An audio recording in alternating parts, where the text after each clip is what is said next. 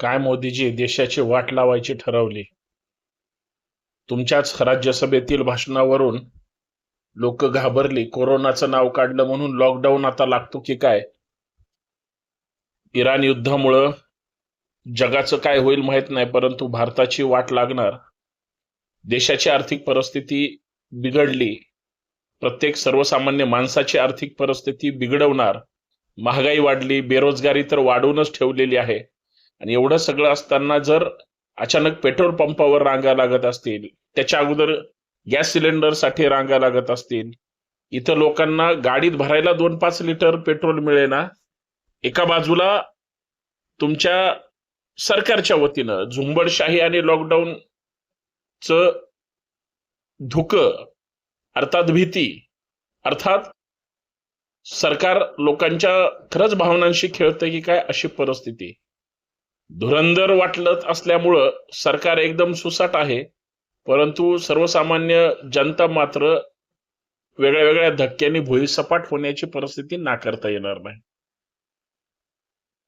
खरंच लॉकडाऊन लागणार की नाही हे तुम्ही क्लॅरिफिकेशन केलंय, परंतु आज महाराष्ट्रासह देशामध्ये प्रत्येक गोष्टीचे जर दर वाढणार असतील, तुम्ही लोकांना फुकटात सगळं घ्यायला शिकवलं, परंतु त्याच्यात त्यांचं आयुष्य जगता येणार आहे का, हा संशोधनाचा विषय आहे. प्रधानमंत्री नरेंद्र मोदी साहेब हे इराण इस्रायल युद्धाबद्दल चर्चा करायला तयार नाहीत, बोलायला तयार नाहीत. आणि इराण मात्र उद्ध्वस्त होत असल्यामुळं अमेरिका ज्या पद्धतीनं इस्रायलचा वापर करून छळतय, इराणच्या मदतीला कोण येईल ती येईल माहित नाही, पण भारतीय नागरिकांच्या मदतीला कोण येणार? कोण गॅस तुटवड्यापासून वाचवणार? अहो, खायलाच अन्न नसेल आणि कुठं जाण्यासाठी जर गाडीत पेट्रोल नसेल तर माणसांनी करायचं काय? लोक असं म्हणतात किंवा सर्वसामान्य माणसाची एक धारणा असते, खिशात 1 रुपया नसला तरी हरकत नाही, परंतु पोटात अन्न आणि गाडीत पेट्रोल ह्या 2 गोष्टी फार महत्वाच्या आहेत. आज पोटातल्या अन्नाचा तुटवडा काय होतोय हे उघड्या डोळ्यांनी दिसतंय, पण गाडीतल्या पेट्रोलच्या बाबतीत, डिझेलच्या बाबतीत किंवा सीएनजीच्या बाबतीत जी धोकात्मक घंटा वाजते ती फार भयानक आहे. पेट्रोल पंपावर इतक्या रांगा आहेत, किंवा एका बाजूला काही शहरांमध्ये अफवा पसरली, महाराष्ट्रासह देशामध्ये बऱ्याच अफवांचं पीक वाढतंय, आणि दुसऱ्या बाजूला काही ठिकाणी टँकरनी पेट्रोल पंपावरून घेऊन जातंय, बॅरलमध्ये पेट्रोल भरून घेऊन जात आहेत, डिझेल घेऊन जात आहेत. म्हणजे या सगळ्या गोष्टी का केल्या जात आहेत? लोकांना असं वाटतं की साठवणूक करून ठेवली तर आपल्याला पुढे जगता येईल. काही हुशार माणसं असतील हो, परंतु ज्यांच्याकडे पैसा नसेल, स्टॉक करायची सुविधा नसेल, आणि हे ज्वलनशील ज्या काही पदार्थ आहेत हे जर स्टॉक करून घरात ठेवलं तर जीवाला सुद्धा धोका निर्माण होण्याची परिस्थिती या उन्हाळ्यासारख्या भयंकर परिस्थितीमध्ये नाकारता येणार नाही. ही परिस्थिती कोण ओढावतंय? मोदीजी, देशाची वाट नाही हो लागली पाहिजे. देश वाचला पाहिजे, देशातल्या नागरिकांना त्यांच्या हक्काचं मिळालं पाहिजे.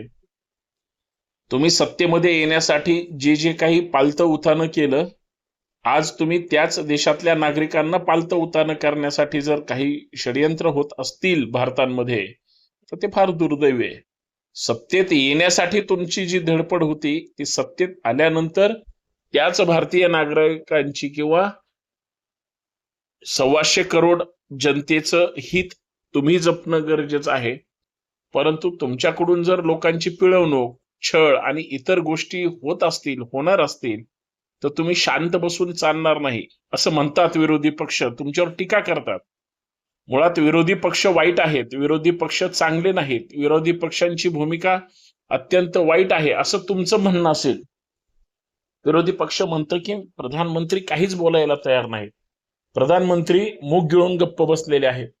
कारण एवढं महायुद्ध होत असताना, देश बेचिराख होत असताना, लोक मारली जात असताना, देशाचे सर्वोच्च नेते मारले जात असताना, शेजारचे किंवा अवलंबून असणारे देश मात्र गप्प बसण्याची भूमिका घेत असते. भारत जर इतरांवर अवलंबून असेल आणि तो जर आज मुग गिळून गप्प बसणार असेल तर हे दुर्दैव आहे. याला कुठल्या तराजूमध्ये तोलायचं हे सुद्धा फार महत्वाचं आहे. आम्हाला देशाची काळजी आहे, आम्हाला लोकांची काळजी आहे, आम्हाला जनतेची काळजी आहे. पण जी जनताच आमच्यासाठी सुरक्षित नसेल किंवा जनताच आज जर मेटाकुटीला येत असेल, त्यांना छळलं जात असेल, त्यांची पिळवणूक होणार असेल किंवा त्यांच्या पिळवणुकीला सरकार जबाबदार असेल, तर तुम्हाला सत्तेत आणून तुमच्या लोकांना सत्तेमध्ये बसवून तुमच्याकडे 4 पैसे तुम्हालाच मिळणार असतील तर इतरांनी काय करायचं? मोदीजी काय करायचं? फडणवीसजी काय करायचं? शहाजी काय करायचं? राजनाथ सिंगजी काय करायचं? भाजपच्या सगळ्या लोकांना माझी विनंती आहे की अंधभक्तीचा बाजार किती दिवस तुम्ही मांडून ठेवणार? भारतीय जनता पार्टीचे झेंडे ज्या ज्या लोकांनी गावागावात, शहरात, तालुक्यात, जिल्ह्यात, खेडोपाड्यात फडकवले, ज्यांच्या हातात भाजपचा झेंडा होता, ते या गॅस टंचाईत, पेट्रोल टंचाईत किंवा महागाईमध्ये आता ते झेंडे फडकवणार का? देशाला अडचणीत टाकून, नागरिकांना संकटात टाकून तुम्ही काय साध्य केलं? यासाठीच अट्टहास केला होता का? याचं उत्तर द्यावं लागेल. कारण आज देशाची परिस्थिती जरी वेगळ्या मार्गाने असली तरी देशांतर्गत परिस्थिती मात्र अत्यंत विदारक आहे. हे अंतिम सत्य आहे आणि ते फार भयानक आहे.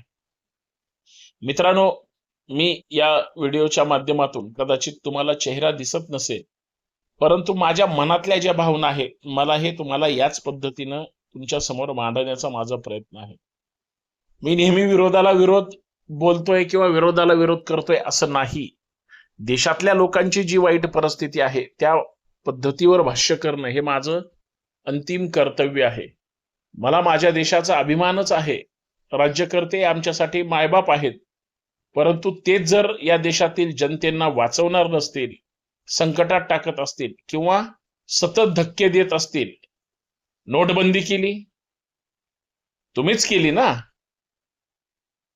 लॉकडाऊन आणलं, तुम्हीच आणलं होतं ना. किंवा लोकांच्या खिशावर दरोडा टाकला, तुम्हीच टाकला होता ना. आणि आता परत तुम्ही त्याच लॉकडाऊनची भीती दाखवून जर देशवासियांना, नागरिकांना, लोकांना जर लुटणार असाल, लुटण्याचा प्रयत्न करणार असाल तर हे अत्यंत दुर्दैवी आहे आणि आम्ही कदाचित हे मान्य करणार नाही. म्हणून देश वाचण्यासाठी नागरिकांनी सरकारच्या विरोधात बोललं पाहिजे, एवढंच.